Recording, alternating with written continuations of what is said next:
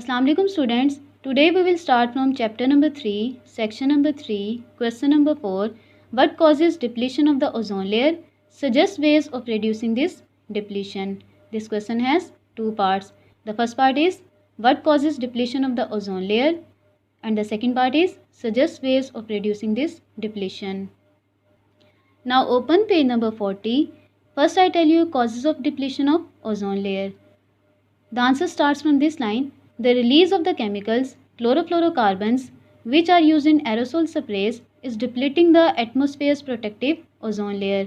कि केमिकल्स जो हैं क्लोरोफ्लोरोकार्बन्स जो कहाँ इस्तेमाल होते हैं एरोसोल स्प्रेज में. मज़ीद अगर एग्जांपल दूँ तो एयर फ्रेशनर में भी यूज़ होते हैं, रेफ्रिजरेंट में भी यूज़ होते हैं.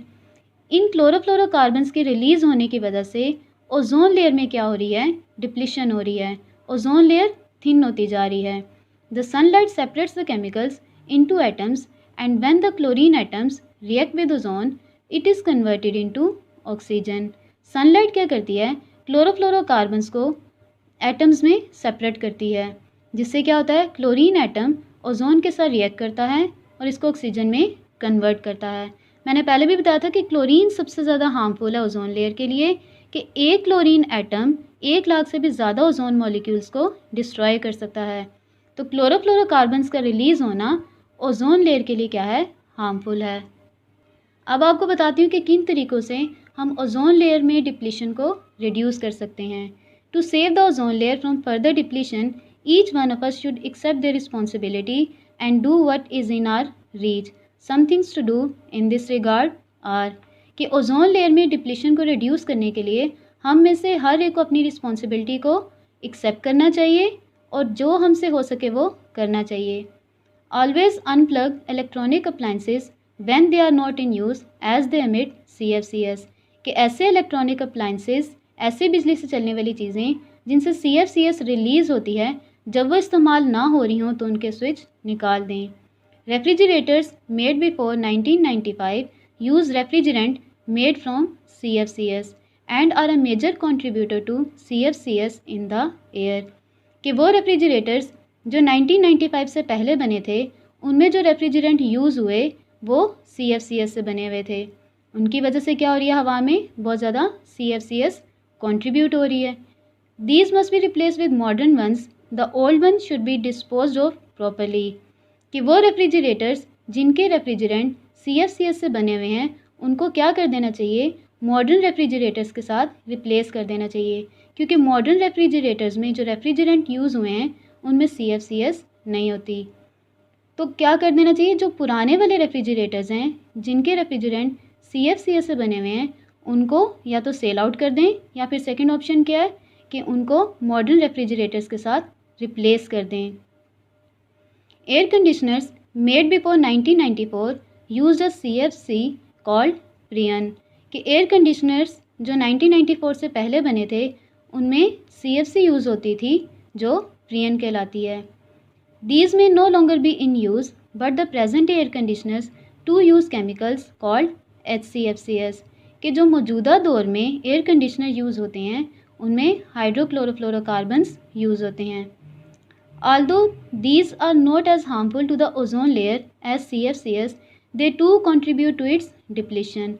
कि ये हाइड्रोक्लोरोफ्लोरोकार्बन्स CFCs की तरह ओजोन लेयर के लिए बहुत ज़्यादा हार्मफुल तो नहीं है, लेकिन इनसे भी ओजोन लेयर में डिप्लीशन होती है.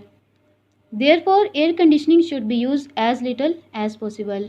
तो क्या किया जाए कि एयर कंडीशनर्स को जितना पॉसिबल हो सके कम इस्तेमाल किया जाए. Foam also contains CFCs, it should be use as little as possible. कि ऐसी फॉर्म जिनमें CFCs यूज़ होते हैं जितना पॉसिबल उनको कम इस्तेमाल किया जाए. ये रिजिड फॉर्म की बात हो रही है, जो सख्त फॉर्म होती है, like polyurethane form. Polyurethane form के अंदर क्या किया जाता है, CFCs को इंजेक्ट किया जाता है. मज़ीद अगर एग्जांपल दूँ तो ये वो फॉर्म है जो थर्मस के अंदर भी यूज़ होती है. तो इस फॉर्म का इस्तेमाल ना किया जाए, जितना पॉसिबल हो सके उतना कम इस्तेमाल किया जाए. The cleaning products used in our homes contain toxic chemicals that affect the ozone layer. कि घरों की सफाई के लिए जो क्लिनिक प्रोडक्ट्स यूज़ किए जाते हैं उनमें भी क्या होते हैं, पॉइजनस केमिकल्स होते हैं, उनसे भी ओजोन लेयर क्या होती है, इफ़ेक्ट होती है. These should be replace with eco friendly and natural cleaning products. तो घरों की सफाई के लिए जो प्रोडक्ट्स यूज़ किए जाएँ वो नेचुरल हों और इको फ्रेंडली हों, जिनसे इन्वायरमेंट को कोई नुकसान ना हो, जिनमें टॉक्सिक केमिकल्स यूज़ ना हो। लाइक अगर एग्जांपल दूं तो ऑर्गेनिक डिटर्जेंट्स यूज़ किए जा सकते हैं, water plus salt suspension use किया जा सकते हैं जर्म्स को किल करने के लिए, विनेगर यूज़ किया जा सकता है माइक्रो ऑर्गेनिजम्स को किल करने के लिए। Nitrous oxide which is quite commonly used has been found to be more harmful to the ozone layer than CFCS। कि नाइट्रस ऑक्साइड जिसका कि आम इस्तेमाल किया जाता है वो CFCS से भी ज़्यादा हार्मफुल है ओजोन लेयर के लिए। नाइट्रस ऑक्साइड का इस्तेमाल कहाँ पे किया जाता है? मेडिकल प्रोसीजर्स में, कार के इंजन्स में, इसके अलावा फूड इंडस्ट्री में। तो unfortunately governments have not taken notice of this yet. ये बदकिस्मती की बात है कि हुकूमत ने अभी इस तरफ ध्यान नहीं दिया। तो नाइट्रस ऑक्साइड का भी इस्तेमाल कम से कम होना चाहिए ताकि ओजोन लेयर को नुकसान ना पहुँचे। The number of cars on the road should be reduce and the people should be encourage to walk or use bicycles or public transport. लोगों को इनकरेज किया जाए वॉक के लिए, प्राइवेट ट्रांसपोर्ट का कम से कम इस्तेमाल किया जाए, पब्लिक ट्रांसपोर्ट का ज़्यादा इस्तेमाल किया जाए और बाईसाइकिल्स का ज़्यादा इस्तेमाल किया जाए। Car exhaust create smoke which is very bad for the ozone layer. गाड़ियों से निकलने वाला धुआं जब एटमॉस्फेयर में मौजूद गैसेस और वाटर वेपर के साथ रिएक्ट करता है तो उससे स्मोक बनती है जो कि ओजोन लेयर के लिए बहुत ज़्यादा हार्मफुल होती है। क्वेश्चन नंबर 4 के आंसर में पहले क्या बतानी है? Causes of depletion of ozone layer, जो कहाँ से स्टार्ट होंगी? The release of the chemical से, और एंड कहाँ पे होंगी? इनटू ऑक्सीजन पे। उसके बाद क्या बतानी है? वो तरीके बताने हैं जिनसे ओजोन लेयर में डिप्लीशन को रिड्यूस किया जा सकता है। वो कहाँ से स्टार्ट होंगे? To save the ozone layer से, और एंड कहाँ पे होंगे? Bad for the ozone layer पे। Next question is select the correct words to complete the sentences. The increase of dash in the air is responsible for ozone depletion. Option A CFCS, option B oxygen, option C nitrogen, option D hydrogen. The correct option is CFCS. In addition to CFCS, dash also destroys ozone layer. Option A sulfur oxide, option B calcium hydroxide, option C nitrous oxide, option D nitric acid. The correct answer is nitrous oxide.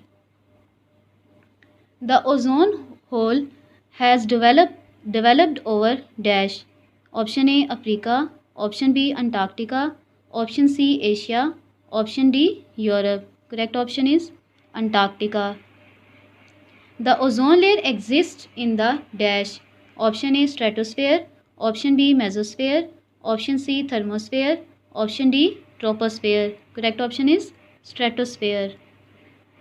Refrigerators made before 1994 contain dash. Option A Paran, option B Freon, option C Ferrous, option D Ferrol. Correct option is Freon. I hope you will be understand. Allah Hafiz.